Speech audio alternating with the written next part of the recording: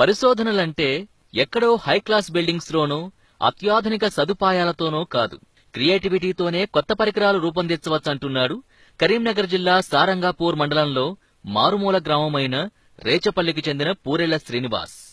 ఇదిగో ఈయన చిటికేస్తే చాలు లైట్స్ ఆన్, మరోసారి చిటికేస్తే లైట్స్ ఆఫ్.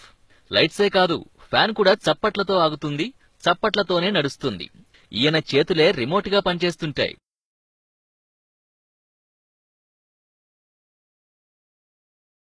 రెండు చాలని గదులు తప్ప ఇంకేం ఆస్తిపాస్తులు లేని కుటుంబం.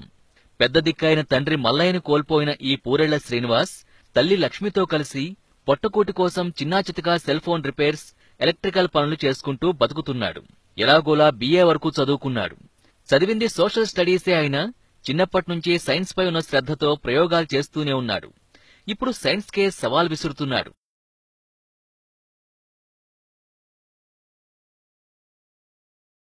జగిత్యాల చుట్టుపక్కల ప్రైవేట్, ప్రభుత్వ పాఠశాలలు అన్న తేడా లేకుండా సైన్స్ ఎగ్జిబిషన్ లో పాల్గొనే విద్యార్థులకి తోడ్పాటునందిస్తున్నాడు శ్రీనివాస్.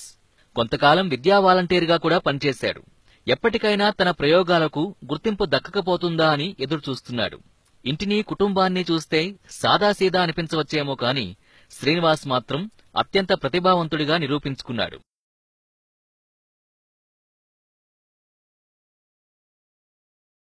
శ్రీనివాస్ చేసిన ప్రయోగాల్లో complete hearing and deaf machine ని ప్రధానంగా చెప్పుకోవాలి. మార్కెట్లో దొరికే సౌండ్ ఎన్హాన్స్ యాంప్లిఫైర్ మిషన్స్ పూర్తిగా పుట్టుకతో వచ్చిన చెవుడికి పరిష్కారం చూపలేవు.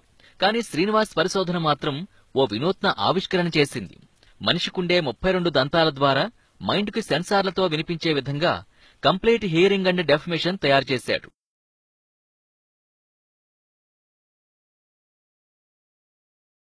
ఈ మిషన్ పై జగిత్యాలకు చెందిన ఓ డెంటల్ డాక్టర్ పరిశోధన చేసి సంతృప్తిని వ్యక్తం చేయడంతో పాటు శ్రీనివాస్ని శభాష్ అన్నారు.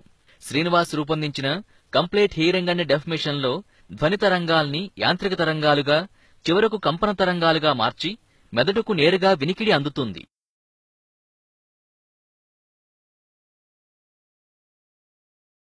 శ్రీనివాస్ పరిశోధనలు సైన్స్ మాస్టర్లను కూడా ఆశ్చర్యానికి గురిచేస్తున్నాయి.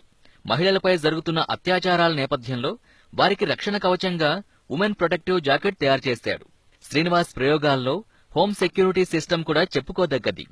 తరచూ దొంగతనాలు సర్వసాధారణమైపోయిన ఈ రోజుల్లో దొంగ గడపలో కాలు పెట్టగానే దయచేసి లోనికి రావద్దు అనే హెచ్చరికతో సెక్యూరిటీ సిస్టమ్ ప్రారంభమై ఇంటిని కాపాడుతుంది. శ్రీనివాస్ తయారు చేసిన FM రేడియో కూడా అందరినీ ఆకర్షిస్తోంది. ఇది మా ఊరికి, మా రేచపల్లి గ్రామానికి చాలా గర్వకారణం. ఎందుకంటే ఈ రోజుల్లో అమ్మాయిల మీద ఎన్ని ఆఘాతాలు జరుగుతున్నాయో ప్రతిరోజు మనం చూస్తున్నాం. దాన్ని దృష్టిలో పెట్టుకుని మా మిత్రుడు శ్రీనివాస్ ఈ జాకెట్ అయితే కనిపెట్టిండో, అంటే ఆ వేసుకున్న అమ్మాయిలకు అది హాని కలగకుండా కేవలం దాడి చేసిన వాళ్ళకి అది హాని చేయడం అనేది ఒక అద్భుతం. ఈ అబ్బాయిని కేంద్ర ప్రభుత్వం, రాష్ట్ర ప్రభుత్వం కూడా గుర్తించేసి అమ్మాయిల మీద జరిగే ఆకృత్యాలను కొంచెం అరికట్టడానికి బాగుంటుంది. సోలార్ లైటింగ్ పై శ్రీనివాస్ చేసిన పరిశోధనలు కూడా మంచి ఫలితాలనిస్తున్నాయి. దూరంగా ఎక్కడో ఉండి సెల్ ఫోన్ తోనే పొలంలో మోటార్ ఆపేయచ్చంటున్నాడు ఈ శ్రీనివాస్. అయితే ఇంత ప్రతిభ ఉన్నా శ్రీనివాస్ కు మాత్రం ఆదరణ దక్కడం లేదు. తన కొడుకు ప్రతిభను గుర్తించి తెలంగాణ సర్కారైనా మంచి అవకాశం కల్పించాలని శ్రీనివాస్ తల్లి కోరుతోంది. తనకు అవకాశాలు కల్పించి ప్రోత్సహిస్తే మరిన్ని అద్భుతాలు సృష్టిస్తానంటున్నాడు శ్రీనివాస్. సార్, ఇప్పుడు ఏ ప్రోత్సాహం లేకముందే మనం ఇంత ఆతృతంగా ఉన్నాం కదా, ప్రోత్సాహం అందిస్తుంటే ఇంకా మన మనసులో ఉన్న ఇన్వెన్షన్స్ కూడా సంపూర్ణంగా బయటకు అందించగలం అన్నట్టు. అంటే జనాలకు మంచి సేవ చేయడానికి అవకాశం ఇస్తే ధన్యుడును. ఎంతో ప్రయత్నం చేసిన ఎవ్వలైనా అత్తుండ్రు తీసుకొని పోతుండ్రు, కానీ నా కొడుకును ఎవ్వరు చేసిన పని ఎవరు శ్రద్ధ చేస్తలేరు. అందరికి 10,000 నమస్కారం. ఏదన్నా దయచేసి నా కొడుకు రప్పియండ్రు. తెలంగాణ సర్కార్ కొత్త ఆవిష్కరణలకు శ్రీకారం చుట్టాలని స్టార్టప్ వంటి హబ్లను ప్రారంభిస్తున్న దశలో శ్రీనివాస్ లాంటి ప్రతిభావంతులకు ప్రోత్సాహం దక్కాల్సి ఉంది. మనిషి 2 చెవులు పోతే వినడం అనేది చాలా కష్టమైన పరిస్థితి. కానీ సైన్స్కే సవాల్ విసురుతూ కొత్త ప్రయోగాలకు శ్రీకారం చుడుతున్నాడు రేచపల్లి శ్రీనివాస్.